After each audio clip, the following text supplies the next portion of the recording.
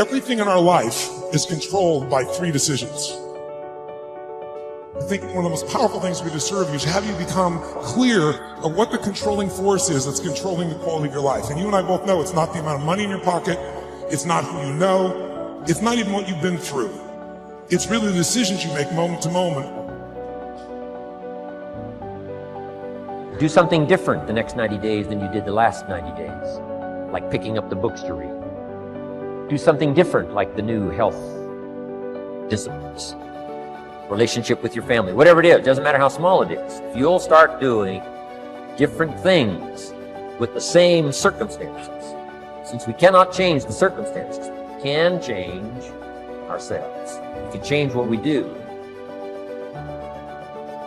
You got to get a little bit more intense about your life, about your business. You got to stop being so dadgum casual. You got to get in the game. If you're going to play the game, let's play to win it. Let's play to max it out. Let's play to 10x it. I want you shaking. I want you feeling it. I want your intensity level to go up. Because it's decisions we make to chase that best version of us every second, every day. That every day alters the direction, the course of our life.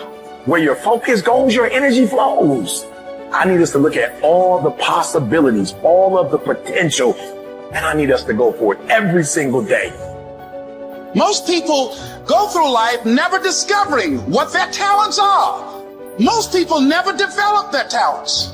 They have skills and abilities, but if you don't nurture them, if you don't develop them, they will never serve you. Your gifts can take you many places if you develop your gifts. And you'll be surprised at the things that you're able to do. When you learn how to block things out, when you learn how to keep thine eyes single, learning how to concentrate, learning how to focus in, deciding that you're going to focus to develop your skills, you'll be surprised at the ideas that will come to you, of the people that you'll be able to attract, of the opportunities that you'll be able to see. You'll begin to see things that have been standing there looking you in the face saying, I can't believe this has been here all this time. But you can learn all the techniques in the world. If you don't believe in yourself, it won't happen for you. Don't wish it was easier. Wish you were better. Don't wish for less problems. Wish for more skills. Start working on yourself, making these personal changes. If you'll start working harder on yourself than you do on your job. Work hard on yourself and develop the graces. All of the stuff necessary to become more valuable to the marketplace. I'm telling you, your whole life can explode into change. Promotion, no problem. Money, no problem. Economics, no problem. Future, no problem. You just go to work on the right thing. Let the miracle of everything that's available work for you, and start working on the inside. Work on your philosophy. Work on your attitude. Work on your personality. Work on all of your abilities. And if you'll start making those personal changes, I'm telling you, everything will change for you.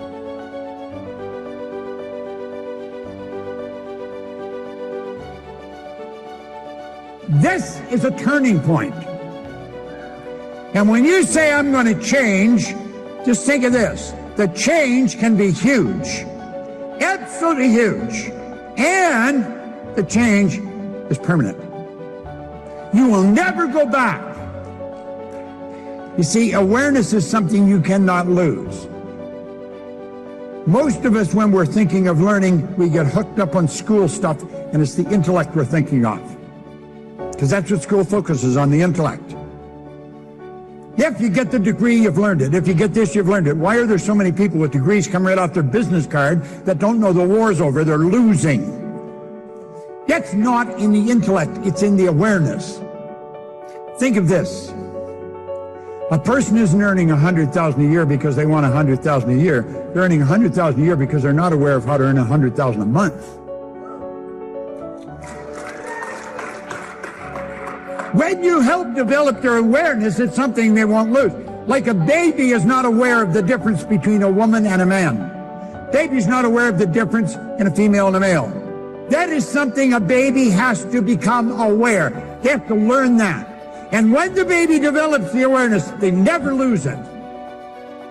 That'll help you understand the difference between awareness and intellect.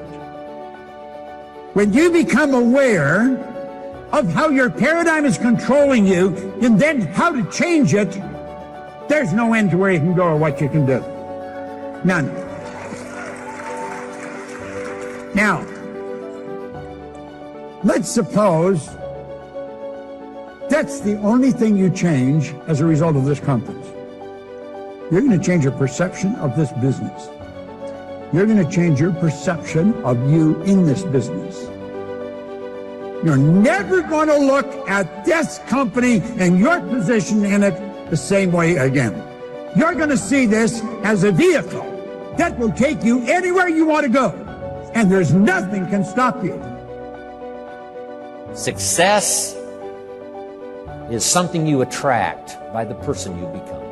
See, that phrase changed my life. Success is something you attract by the person you become. Success is not something you pursue. It's like chasing a butterfly, you can't quite catch it. Success is something you attract by becoming an attractive person.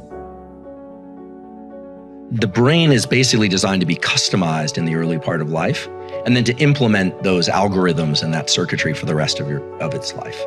And so the brain can change in adulthood, and it can change provided that there's an emphasis on some perceptual event.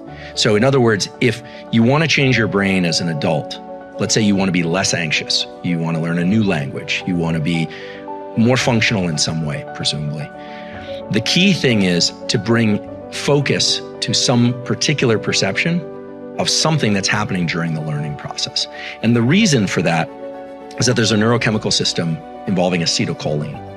And it comes from these two little nuclei down in the base of the brain called nucleus basalis. All day long, you're doing things in a reflexive way. But when you do something and you think about it very intensely, acetylcholine is released from basalis at the precise neurons that were involved in that behavior, and it marks those for change during sleep or during deep rest later. So for people that want to change their brain, the power of focus is really the entry point, and the ability to access deep rest and sleep. Because most people don't realize this, but neuroplasticity is triggered by intense focus.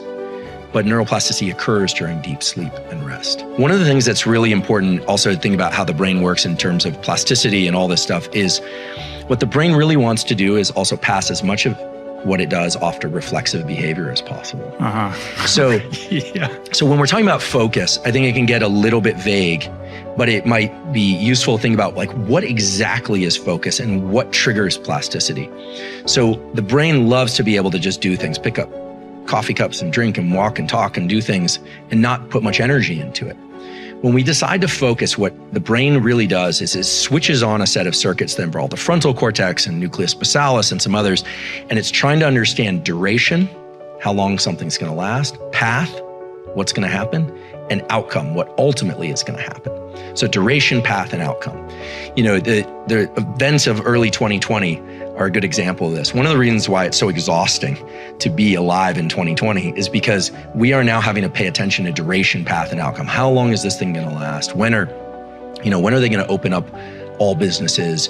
Did I touch that door handle? Does it matter? Right. Who are the experts? Are there any experts? There are a lot of questions, whereas normally we can just move through life without having to do all that analysis.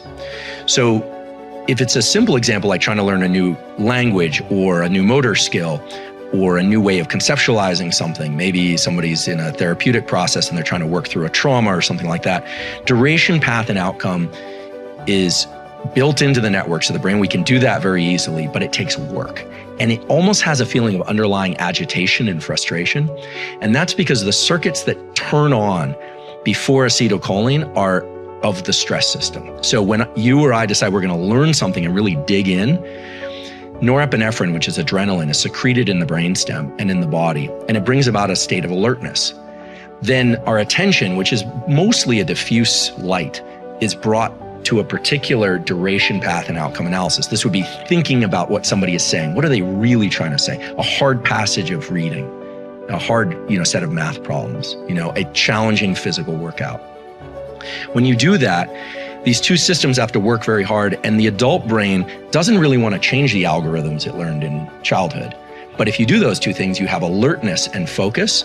The acetylcholine and the norepinephrine converge to mark those synapses for change. And so the way to think about neuroplasticity, if one wants to change their brain, is bring about the most intense concentration you can to something, and then later bring about the least amount of concentration to that thing.